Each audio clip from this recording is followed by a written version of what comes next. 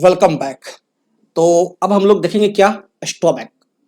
Stomach का ही दूसरा नाम होता है क्या, गैस्टर। स्टोमक का दूसरा नाम क्या है, गैस्टर। तो चलिए अब हम लोग इस स्टोमक और गैस्टर की स्टडी करते हैं, जिसको कि हम लोग हिंदी में क्या कहते हैं, पेट। बड़ा पेटू है तू, खूब खाता है।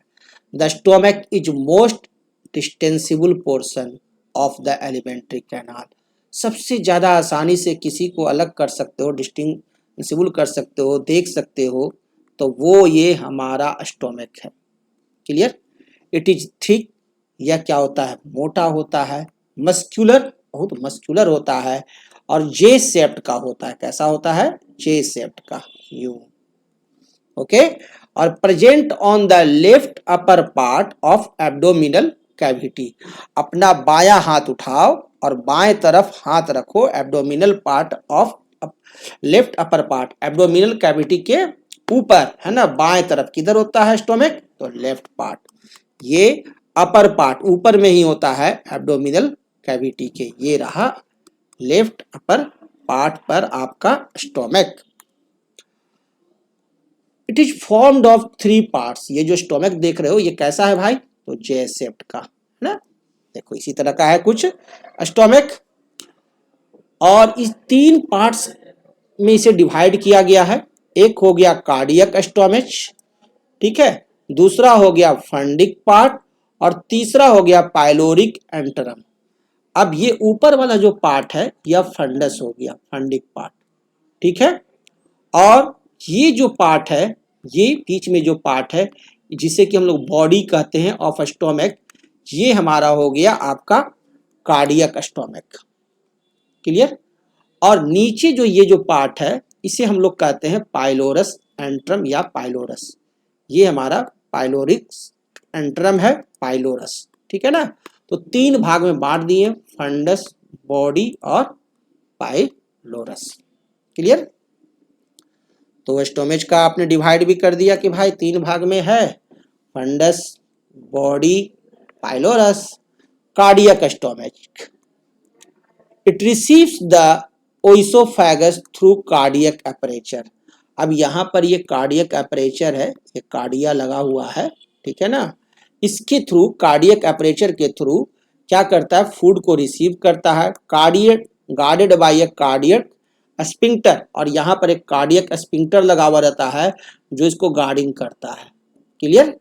guarded by a cardiac sphincter which prevents regulation backflow of blood food। एक बार जब फूड अंदर प्रवेश कर जाएगा तो कार्डियक स्पिंक्टर जो है ना, यहाँ पर कार्डियक प्रेशर के पास कार्डियक स्पिंक्टर लगा हुआ रहता है, वह फूड को बैकफ्लो होने नहीं देता है, पीछे नहीं जाने देता है। कौन नहीं जाने देता है, तो कार्डियक स्पिंक्टर। क्लियर। अब देखिए बी, फंडिक पार्ट। ये जो ऊपर में फंडस पार्ट जो है ये फंडिक पार्ट।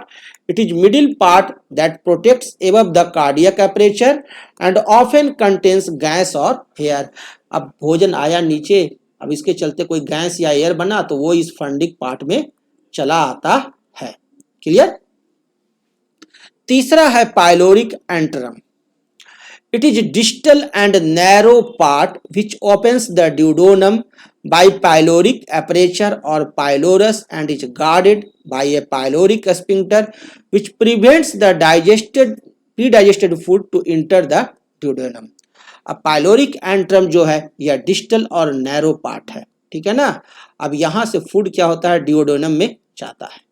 अब क्या होता है, which prevents the pre digested food. Pre digested food, कोई फूड पचा नहीं है, ठीक है ना, तो उसे फिर ये क्या करेगा, ठेल देगा इधर, उसे ड्यूोडेनम में प्रवेश करने नहीं देता है, ठीक है ना। जब तक कि वो पच नहीं जाता है तो यह पाइलोरिक एंटरम उसे क्या करता है, रोकता है ड्यूोडेनम में प्रवेश करने से। क्लियर।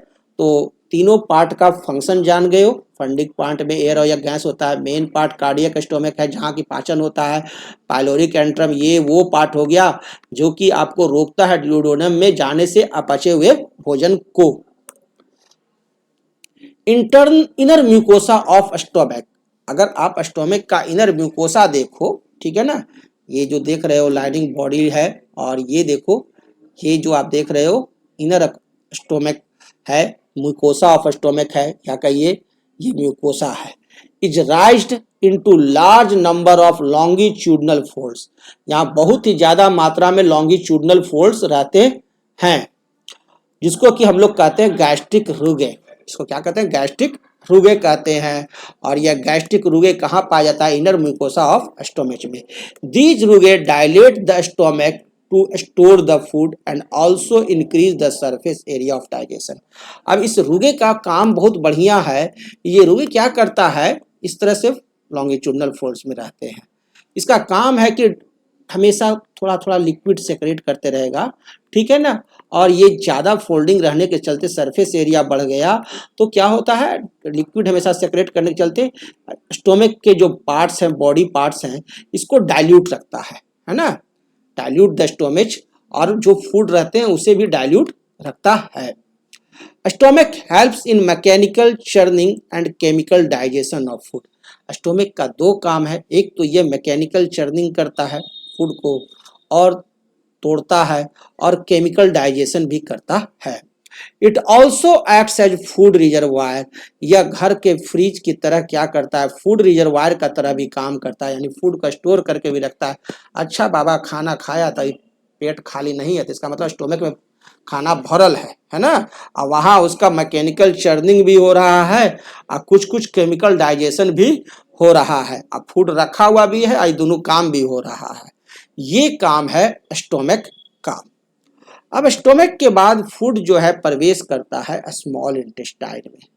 तो अब हम लोग देखते हैं small intestine. Small intestine is the main region where digestion and absorption of food occurs. यही स्मॉल इंटेस्टाइन मेन रीजन है। क्या रहता है स्मॉल इंटेस्टाइन? तो ये जो आप देख रहे हो ना पार्ट, ये जो पार्ट है, ये अंदर वाला पार्ट, ये पूरा पार्ट जो है पूरा केचुली की तरह है, केचुए की तरह। This is the small intestine. और ये जो बाहर में जो देख रहे हो, ये जैसे माला की तरह ओढ़े हुए है, this is the large intestine. Okay, और ये है आपका स्टोमक, है ना। तो स्मॉल इंटेस्टाइन का काम क्या है? कि फूड का डाइजेशन करना, और डाइजेशन करने के बाद उसमें जो एनर्जी है उसका एब्जॉर्प्शन करना। चलिए अब आगे देखते हैं। स्मॉल इंटेस्टाइन जो होते हैं, जो आप देख रहे हैं स्मॉल इंटेस्टाइन, ये आपका येलो पार्ट, ब्लू पार्ट, ये ग्रे पार्ट, ये स्मॉल इंटेस्टाइन का ही पार्ट है। और स्मॉल इंटेस्टाइन को हम लोग तीन भाग में डिवाइड करते हैं। It is divided into 3 parts. Number 1 हो गया ड्यूडेनम, नंबर 2 है जेजनम। ओके, ये जेजनम ब्लू वाला पार्ट जो जेजनम है, और थर्ड जो आप देख रहे हो ये चमकीला ग्रे, ये आपका इलियम पार्ट है। स्मॉल इंटेस्टाइन जो है वो लॉन्गेस्ट पार्ट है। आपका एलिमेंट्री कैनाल में सबसे लंबा पार्ट यही है, स्मॉल इंटेस्टाइन।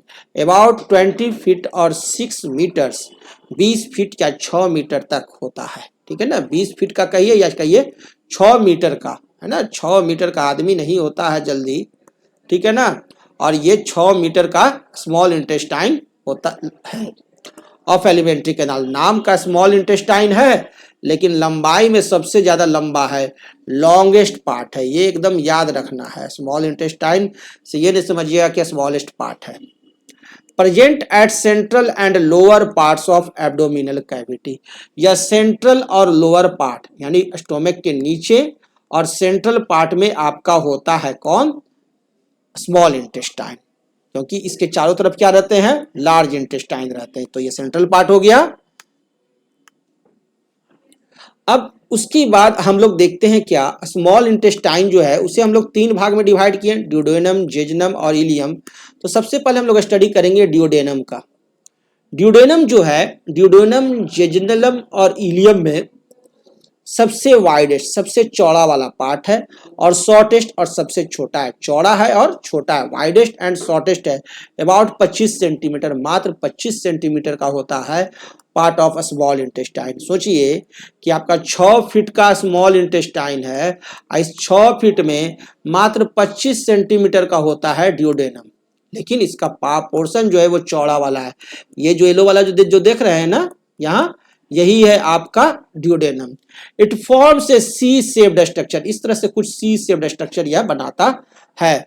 और it receives the bile pancreatic duct, और इसका काम क्या है?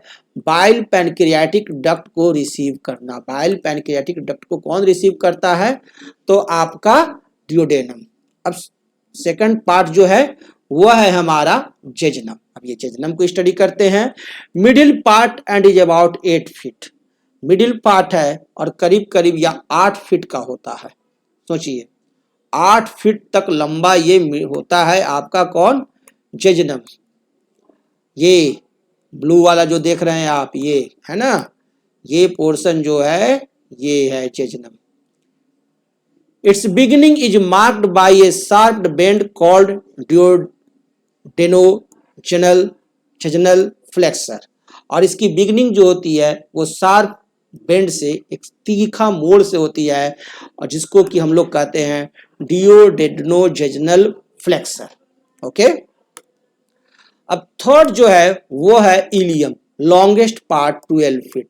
लंबा पार्ट है 12 फीट का, है ना। हमारा जो इंटेस्टाइन है वो कितना फीट का है? टोटल 20 फीट का है ना। नॉट ओनली 6 फीट, 20 फीट का है। और जिसमें कि 8 फीट लंबा कौन है? जेजनम। जेजनम होता है 8 फीट का। ड्यूडेनम कितने का? 25 सेंटीमीटर का। और इलियम जो है सबसे लंबा 12 feet. Longest part, longest part है इलियम 12 फीट का। जेजनम जो होते हैं वो कितने के होते हैं? 8 फीट। इलियम जो होते हैं वो 12 फीट। और ड्यूडेनम कितने होते हैं? मात्र 25 सेंटीमीटर। टोटल लंबाई स्मॉल इंटेस्टाइन की कितनी होती है? लगभग 20 फीट, या कहिए 6 metre approx. It finally opens in the caisson in the lower right side of the abdominal cavity। ये जो इलियम है जो फाइनली केसम में जाकर ओपन होता है ना, lower part of abdominal cavity. Abdominal part cavity के निचले पार्ट में, है ना, इलियम ये वाला पार्ट है। The opening is guarded by an ileocaecal valve. और वहां पर एक गार्ड बैठा हुआ रहता है जिसको कि कहते हैं हम लोग इलियोकैसियल वाल्व, ऑल्सो कॉल्ड बॉहीन वाल्व। तो बॉहीन वाल्व जो होते हैं वो, या इलियोकैसल वाल्व जो है वो कहाँ रहता है? इलियम में। Clear. Both ileum and jejunum are greatly coiled. दोनों इलियम और जेजनम जो है बहुत ही ज्यादा क्वाइल्ड होते हैं, यानी कि उजराए हुए ऊन की तरह। Ilium is more coiled. और इन जेजनम और इलियम में अगर देखा जाए तो जेजनम जो है वह ज्यादा क्वाइल्ड होता है। क्लियर। अब देखिए विली। अब क्या होता है ना, ये स्मॉल इंटेस्टाइन है, ठीक है ना, इसके अंदर इस तरह का ऐसा ऐसा ऐसा उभार होता है, दोनों हर तरफ से खाली लगेगा कि सब तरफ से घास उग गया है। ये देखिए यूं चारों तरफ रहते हैं, that is villi. Inner mucosa of a small intestine is right into about 4 millions of minute finger like projection. 4 lakh million, है ना, 4 मिलियन, सॉरी 4 मिलियंस, लाख नहीं, 4 millions minute finger like projections होते हैं, जिसको कि कहते हैं क्या? विली। और ये विली मौजूद होते हैं स्मॉल इंटेस्टाइन में। Villous is the unit of absorption of food. और यही यूनिट है फूड एब्जॉर्प्शन का। तो जिससे ये चीज आप याद रखेंगे कि villous is the unit of absorption of food. Absorption of food का यूनिट कौन है? तो villous. The free surfaces of these cells have numerous electron microscopic evaluations। माने लाइट माइक्रोस्कोप से भी नहीं, इलेक्ट्रॉन माइक्रोस्कोप से आपको दिखाई देगा कि विली पर भी बहुत पतला पतला खड़ा रहता है, जिसको कि कहते हैं माइक्रो विली। अबाउट 3000 पर सेल। एक सेल में 3000 तक होते हैं। विच फॉर्म से ब्रश बॉर्डर, जो कि ब्रश बॉर्डर का काम करता है। और ये माइक्रो विली जो है, विलस जो है, ये क्या करता है? एब्जॉर्ब करता है पचे हुए फूड को। Villi and micro villi increase the surface area of digestion. यही जो विली और माइक्रो विली है जो सरफेस एरिया ऑफ डाइजेशन को इंक्रीज करता है। And absorption of food by about 60 times. और विली और माइक्रो विली के रहने के चलते फूड का एब्जॉर्प्शन 60 गुना तक यह बढ़ा देता है ना। कौन बढ़ाता है? विली और माइक्रो विली। क्लियर है। अब स्मॉल इंटेस्टाइन के बाद हम लोग देखेंगे क्या? Large intestine. अब ये जो आपका स्मॉल इंटेस्टाइन बीच में आप पढ़े है ना, ये पार्ट है स्मॉल इंटेस्टाइन।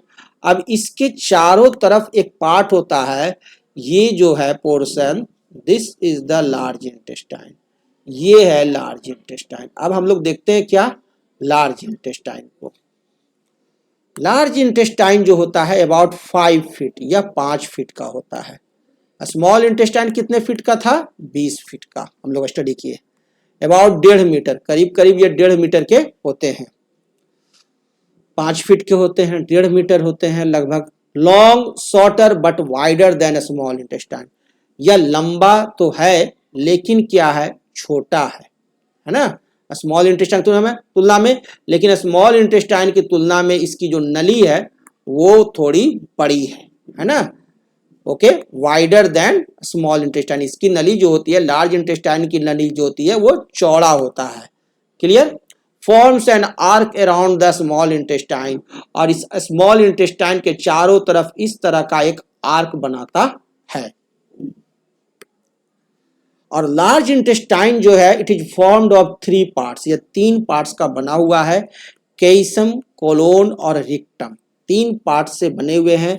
एक हो गया ये आपका केइसम यहाँ, और दूसरा पार्ट जो है कोलोन, ये असेंडिंग कोलोन हो गया या ट्रांसवर्स कोलोन हो गया ये, ठीक है ना। जितना बैलून जो देख रहे हैं ना सजा हुआ, ये सब ट्रांसवर्स कोलोन में आ गया, ठीक है। उसके बाद आपका ये देखिए डिसेंडिंग कोलोन हो गया। उसके बाद यहां पर आपको आइए तो ये सिग्मोइड कोलोन हो गया, ये पोर्शन हो गया सिग्मोइड कोलोन। यानी कोलोन भी जो है वो 4 भाग में डिवाइड कर दीजिए, ascending colon, transverse colon, descending colon और चौथा सिग्मोइड कोलोन। अब फिर फाइनल में आपको रहता है ये रिक्टम। तो हम लोग इस लार्ज इंटेस्टाइन को 3 भाग में डिवाइड किए, एक केइसम, दूसरा कोलोन और तीसरा रिक्टम, और कोलोन को हम लोग 4 भाग में डिवाइड किए, है ना। अब सबसे पहले स्टडी करेंगे किसका? केइसम का। स्मॉल पाउच लाइक सबस्टांस, छोटा सा पाउच लाइक सबस्टांस होता है, which ends into a tubular structure 13 centimetre long, जो कि आपका केइसम जो है यह स्मॉल है, छोटा सा पाउच लाइक है, ठीक है, 13 सेंटीमीटर का लंबा होता है और ये एंड करता है यहाँ पर, ठीक है ना, जिसको कि हम लोग यहाँ पर इस साइड में ये एंड कर जाता है, ये पोर्शन जिसको कि हम लोग कहते हैं ना अपेंडिक्स बढ़ रहा है, यही है वर्मीफॉर्म अपेंडिक्स। लार्ज इंटेस्टाइन में बढ़ता है वर्मीफॉर्म अपेंडिक्स। ये केइसम और ये अपेंडिक्स जो है वर्मीफॉर्म अपेंडिक्स, इसको कि अपेंडिक्स भी कहते हैं, caecum and vermiform appendix are vestigial in function. आज के डेट में इनका कोई फंक्शन हमारे बॉडी में नहीं है, फिर भी ये रहते हैं, ठीक है ना। तो ये 2 पार्ट जो है क्या है, वेस्टाइजल इन फंक्शन। अब हम लोग देखते हैं आगे, केइसम के बाद हमारा जो नेक्स्ट पार्ट है वह हो गया कोलोन। केइसम तो देख लिए कितना होता है, क्या होता है, और अपेंडिक्स देख लिए कि कहाँ होता है, लार्ज इंटेस्टाइन में केइसम से सटे हुए और यहीं पर एंड हो रहा है ना। Colon is a long side sacculated structure, long side sacculated structure है। कैसा स्ट्रक्चर है? तो सैक्यूलेटेड स्ट्रक्चर है, which is differentiated into 4 regions, जिसको 4 रीजन्स में बांटा गया है। पहला है असेंडिंग कोलोन, दूसरा है ट्रांसवर्स कोलोन, तीसरा है डिसेंडिंग कोलोन और चौथा है सिग्मोइड और पेल्विक कोलोन। तो ascending colon extending up to liver, liver तक एक्सटेंड करता है ऑन द राइट साइड, दाहिने तरफ। किधर रहता है? राइट साइड में, ठीक है। कहां तक होता है? लीवर तक रहता है। देन बेंड्स कॉल्ड हेपेटाइटिक फ्लेक्सर, और फिर ये बेंड्स करता है जिसको कि कहते हैं राइट हेपेटाइटिक फ्लेक्सर, है ना, टू बिकम। और जब फ्लेक्स राइट हेपेटाइटिक फ्लेक्सर से ये बेंड करता है तो ये अब कहलाता है ट्रांसवर्स कोलोन। ये हो गया क्या? Transverse colon, which crosses the abdominal cavity below the pancreas, जो कि पैनक्रियाज के नीचे होता है, ठीक है ना। और ये फिर आपको बेंड करता है कहां? यहां पर लेफ्ट स्प्लेनिक फ्लेक्सर, और इस बेंड पोर्शन को कहते हैं लेफ्ट स्प्लेनिक फ्लेक्सर, वहां बेंड करता है और ये नीचे वाला पार्ट चला तीसरा पार्ट जिसे कि कहते हैं descending colon running downward on the left side. ये डिसेंडिंग कोलोन किधर रहता है? लेफ्ट साइड में, और असेंडिंग कोलोन किधर रहता है? राइट साइड में। क्लियर? और उसके बाद यह डिसेंडिंग कोलोन चला जाता है ये लास्ट में, और ये जाके मिलता है कहाँ? इस पोर्शन पर, जिसे कि कहते हैं हम लोग सिग्मोइड कोलोन। सिग्मोइड कोलोन को ही दूसरा नाम है pelvic colon, which is S shaped, जो कि एस शेप्ड का होता है। सिग्मोइड कोलोन या पेल्विक कोलोन कैसा शेप्ड का होता है? एस शेप्ड का। Enters the pelvis and joins the rectum, और ये क्या करता है फिर यहाँ से पेल्विस से इंटर करता है, जो कि रिक्टम से जुड़ा हुआ रहता है। ठीक है, जो कि रिक्टम से जुड़ा हुआ रहता है। और इसका वर्क जो है कंजर्वेशन ऑफ वाटर, सोडियम और अदर मिनरल्स। इसका काम क्या है कि वाटर का कंजर्वेशन करना, ठीक है, या सोडियम का या कोई दूसरा मिनरल्स है, और फॉर्मेशन ऑफ फेसेज, और फेसेज बनाता है कौन? यही आपका रिक्टम। क्लियर? तो ये पूरा जो है यहाँ पूरे में क्या होता है कि कंजर्वेशन होता है वाटर का, सोडियम का और दूसरे मिनरल्स का, और फाइनली जाकर के इस रिक्टम में फेसेज बन जाते हैं। क्लियर? अब लास्ट जो पार्ट है वो है रिक्टम। क्लियर है? यहाँ जो आप देख रहे हो ये रिक्टम को दिखाया जा रहा है, anatomy. It is slightly dilated part and concern with temporary storage of faces. Faces का ये टेम्पोररी स्टोरेज है। फेसेज समझ रहे हो ना? मल, उसका टेम्पोररी स्टोरेज कौन है? Temporary storage of faeces is rectum. Rectum में ही रहता है, प्रेशर बनता है ना? ये देख रहे हो ना, ये रिक्टम है। इसी रिक्टम को हम लोग यहाँ दिखा रहे हैं। क्लियर? ये है रिक्टम, टेम्पोररी स्टोरेज है फेसेज का। It leads into an anal canal, और यही एनाल कैनाल में जाकर के लीड्स करता है, यही एनाल कैनाल में जाकर मिलता है रिक्टम, और यहाँ से आपका बाहर उत्सर्जित होता है, निकलता है। क्या निकलता है ना बोलेंगे?